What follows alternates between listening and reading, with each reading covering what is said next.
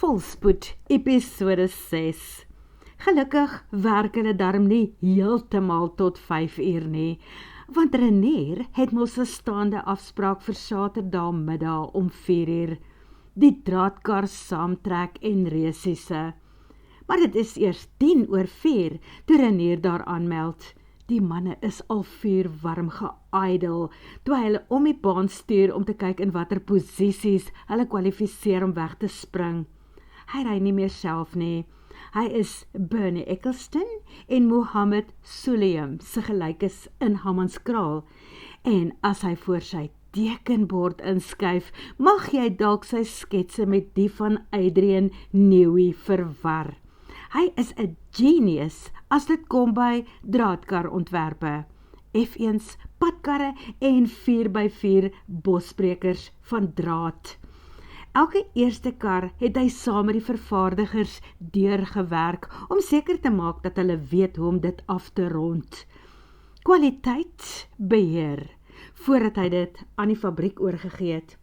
Renier vervaardig ook nie self nie, hy het eenvoudig nie meer tyd nie. Daarom koop hy die voertuie direk van die handelaars af en verskaf dit teen 'n geringe wins aan 'n vrou wat opheffingsprojekte hier rond doen. Sy karre en ontwerpe is in curio winkels dwars oor Suid-Afrika. Ok, nie heeltemal oral nie, maar iewers by 'n winkel in die stad. Die 4x4's is die gewildste. Die Formule 1 karre hardloop elke Saterdag hier in Hammanskraal op die grondbaan wat Renier ontwerp het. Daar is al mense wat kom kyk na sy Aswika wedrenne. Oom Christo is byvoorbeeld gereeld in die skare daar teen die een wal van die asgate naby die wegspringplek. En die dame en haar man wat kom karre koop vir die winkels. Aswika staan vir African Speed Wire Car Association. Renier wou al sy voorsitterskap van Aswika oorgegee het aan een van die ander manne. Maar die mees entoesiastiese persoon daar is sy sussie Vivian, en sy is 'n vroumens, 'n meisiekind van 11. Hierdie is 'n mannesport. Vandag is hier weer baie mense, net oom Christo skitter in sy afwesigheid. Hy smos Dino King Wildtuin toe. As Renier kon toegangsgelde vra van die ander toeskouers, al is dit net R2 'n kop, was hy teen die tyd 'n ryk man. Hier is nie veel ander vermaak in die omgewing nie, maar die mense kom ons sommer oor die veld en van agter die geboue en tennisbane af aan. Hulle gate crash, want hier is nie 'n hek nie. Maar die eisies kan wel ekstra sente maak vir vanaand se uitstappie van hom en Vivian. Vivian verkoop Saterdag die eisies, wat hulle al Woensdag begin vries in ma se groot yskas. Dit is cheap genoeg vir die ouens om by te bring. Maar as iemand staan en dors, lyk en kwyl, dan deel Viv uit. En as sy nie kyk nie, dan steel hulle daarvan. Daar is baie wat vernet kry en net soveel wat vat, sonder om te vra. Viv sê dit is belastingaftrekbaar. Sy is slim met daai soort sake. As sy nie so blond was nie, kon sy maklik eendag by 'n bank gaan werk het. Nou sal sy nie meer 'n job daar kry nie. Sy sal ook nie pa se shop kan oorneem nie. Sy is nie 'n seun nie. Pa, sy is en dogter. En as sy so vernet uitdeel soos wat sy nou doen, is dit naderhand nie meer Du Plessis and Sons cash and carry nie, dan word dit Du Plessis and Daughter, steel en dra uit. As René Duplay eers op spoed is met sy swart kar missie wat in die pipeline is, sal hy ernstig moet kyk wie hom by Aswika moet opvolg. Dit sal iemand moet wees wat hy kan vertrou. Booba, Boiling se jongste boetie, het die meeste potensiaal, maar omdat Booba sukkel met die stophorlosie van die selfone, kan hy nog nie wedrenne koördineer. Toegegee, Booba is die kampioen van die nugget blikkies en tyres. Hy kan 'n blikkie wat 'n wiel kan word onder 17 ton plastiek uitsniffel. Blikkies met deksels word wiele. Pirellis. Niks minder as dit nie. Hy kan die hoof word van Pirelli. Hulle verf dit swart, dan kry dit 'n streep. Groen en blou strepe is vir nat weer. Wit strepe is harde bande. Geel is intermediate en rooi is sag. Die manne moet minstens 2 tire changes doen tydens die reis van 10 laps. En elke ou is sy eie pit crew. Moenie my meer Viv noem nie, my naam is nou Verstappen, Max Verstappen.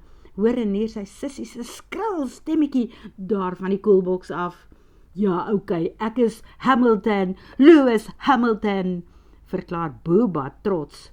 Alright, racing drivers, laat julle kwalifiseer vir die reis, roep Renier en neem so beheer van verrigtinge by die bekende René Duplay racetrack in Hammanskraal in.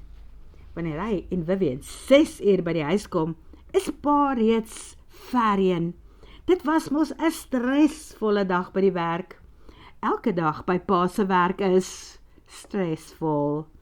Vanaand skuif hy ma se kos een kant toe en gaan staan op om in 'n agteroor leestoel voor die TV te gaan sit met sy glas Wizas op die ys.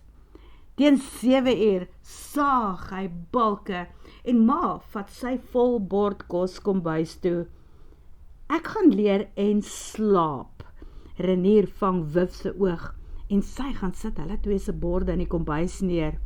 Hulle ouer susters kuier vanaand by 'n vriendin. Ek gaan leer, lees en slaap, roep Vivian uit. Sy kom gooi haar arms om ma se lyf en sê, "Nag Moeksie." In sy kamer haal Renier ekstra komberse uit die kas en vou dit so, dat dit lyk asof haar iemand in sy bed slaap, rug na die deur. Hy weet Viv doen dieselfde in die kamer langs syne. "Is jy warm genoeg aangetrek?" vra sy skielik agter hom en hy wip soos hy skrik. "Hey, jy moenie so op my afsluip nie, my seëning wees," protesteer hy en haal sy warmste baadjie uit die kas. Hulle sit die ligte af en luister sitkamer se kant toe.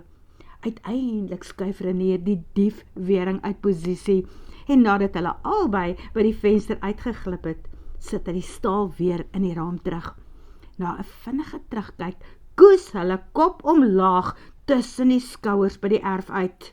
Op die volgende draai wag hulle lift en met 'n skietgebedjie dat hulle asseblief nie uitgevang word nie en dat hulle veilig sal terugkom, klim hulle op die voorste sitplek langs die vriendelike taximan Sam in. Renier sal eers weer 'n dankie bid wanneer hulle Sondagoggend sonder enige dramatiese insidente in hulle eie beddens kan wakker word. As hulle op 'n aand soos vanaand iets moet oorkom, vermoor sy pa vir hom wat Renier is, lank voordat die polisie die slegte tuining van hulle dood kan bring. Want enigiets kan gebeur as jy op 'n Saterdag aand met 'n taxi Mahem toe gaan, veral as jou kleinsus by is.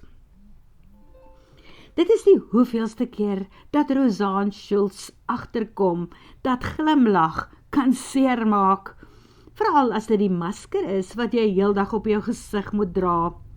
Haar 6de sintuig het vir haar gesê, moenie hierdie troue doen nie, veral omdat die bruidspaar en haar ouers baie stories gehad het oor die deposito wat hulle aanvanklik moes betaal vir die voorreg om die troue hier by Villa Schultz te hou.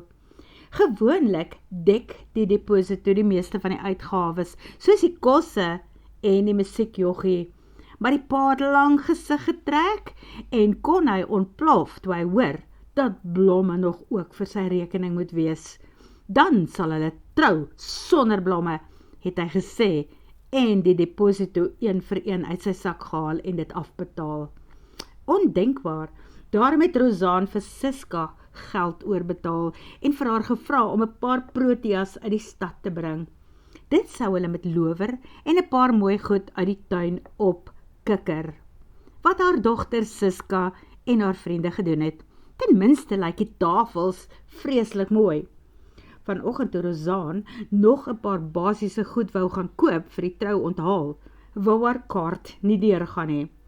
Terwyl sy bank toe gery het om te gaan hoor of haar oortrokke fasiliteit asseblief net met R1000 of so verhoog kan word, het sy sommer terselfdertyd die prokureur van die padongelukfonds ook gebel om te hoor hoekom sloer hulle so lank met die uitbetaling. Dit is al 2 jaar sedert haar man en kind oorlede is. Nee, het sy klerk haar nie verlede week al laat weet, dat haar man en kind nie kwalifiseer nie, het die man gesê. Daar was drank en 'n minderjarige bestuurder by betrokke. Rozaan het nie toe al begin huil nie, sy het dit maar aanvaar. Maar nadat die bank geweier het om haar oortrokke fasiliteit met 1 sent te verhoog, het sy daar uitgestap en amper begin huil. Sy sal dit oorleef. Dit is net tot die trougasterie opdaag en dan sal die pa die res van die bedrag betaal. Dit is mos die ooreenkoms. Terwyl haar senuwees aan rafels is en sy begin dink het wat sy nog kan doen om die beste van 'n slegte situasie te maak, gebeur die insident met die ambulans en daardie Land Rover man. Ag, sy weet sy was skuldig, maar sy tande gebyt en ook nie toegehuil nie. En daar dag die seentjie op wat die kar wil koop. Sy kyk na hom en daar huil sy. As sy toegeweet het wat sy nou weet, het sy vir hom gesê, dis reg Boet, bring die geld en vat die kar sommer nou saam. Want eers nadat die bruid en haar entourage die wittebroods suite ingeneem en die swembad binnegeval het, kom sê die pa mos vir haar, dat hy die res van die bedrag in paemente sal moet betaal. Eers van volgende maand af. Slegte geluk het hom getref. Hy het niks op die oomblik nie. Rozaan het tande gebyt, iets vir haar witwarm hoofpyn gaan drink en besluit sy sal nie weer huil nie. Nie vandag nie. Buitendien, solank die gaste die dag geniet en mooi goed op Facebook oor die venue sit, is dit advertensie vir Schultz.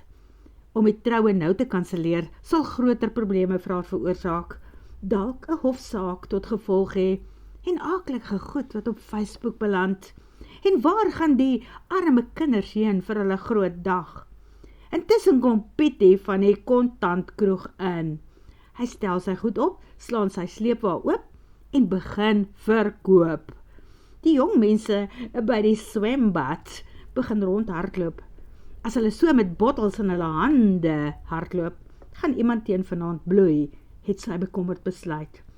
DJ Donderbus ry in en stel sy musiek op. Hy kom hou bakkant by Rozaan. Waar is sy geld? Sy het nie, sy kan nie, die pa het nie betaal nie. Dit is 'n lollery. Wat het sy wat sy as kollateraal kan gee? Bert se goue horlosie? 'n Citizen? Nie genoeg nie. Haar nuwe airfryer? Nog in die boks? En wat mee te maak, hy kook nie. Die Coca-Cola yskassie in Bert se kroeg. Ok, dit klink reg vir hom. Hulle pak die inhoud uit en hy gaan laai dit agter op sy bakkie.